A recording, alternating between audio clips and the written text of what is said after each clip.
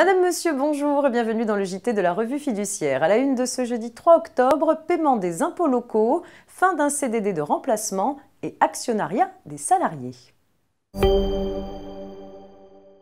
Sauf s'ils ont opté pour la mensualisation, les contribuables doivent régler leurs impôts locaux 2019 par un moyen de paiement dématérialisé dès lors que leur montant excède 300 €. Dans ce cas, ils doivent avoir recours au paiement en ligne ou au prélèvement mensuel ou à l'échéance. Pour inciter les personnes qui n'ont pas accès à Internet à opter pour le paiement mensuel ou à l'échéance, l'adhésion peut être effectuée par courrier, par téléphone ou au guichet du service des impôts compétents.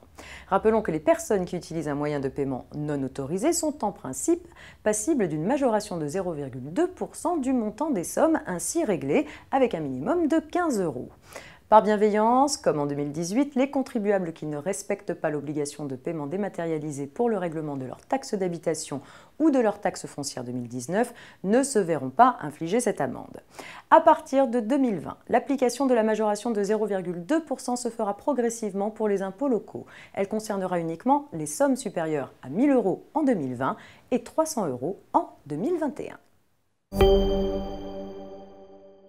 On s'intéresse à présent à la fin d'un CDD de remplacement avec l'affaire suivante. Pour mémoire, le CDD de remplacement conclu sans terme précis a pour terme la fin de l'absence de la personne remplacée quand celle-ci intervient après l'expiration de la période minimale.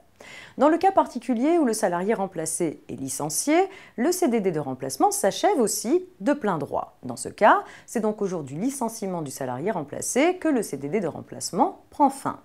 En pratique, il faut que l'employeur informe le remplaçant que son CDD s'achève avec le départ définitif du salarié remplacé. Dans l'affaire qui nous intéresse, l'employeur l'avait fait par téléphone le jour du licenciement, puis le lendemain, il avait confirmé au salarié en CDD la fin de son contrat par lettre recommandée.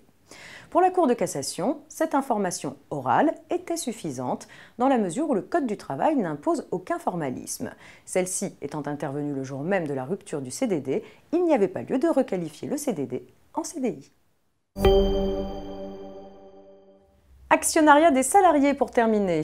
Jusque récemment, le Code de commerce prévoyait deux mécanismes devant faciliter l'entrée des salariés dans le capital d'une société anonyme ou d'une SAS.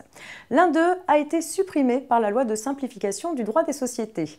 Ainsi, depuis le 21 juillet 2019, les actionnaires ne sont plus tenus de se prononcer obligatoirement tous les 3 ans sur une augmentation de capital réservée aux salariés lorsque l'ensemble des actions détenues par ceux-ci représente moins de 3% du capital. Le second dispositif d'incitation est en revanche maintenu.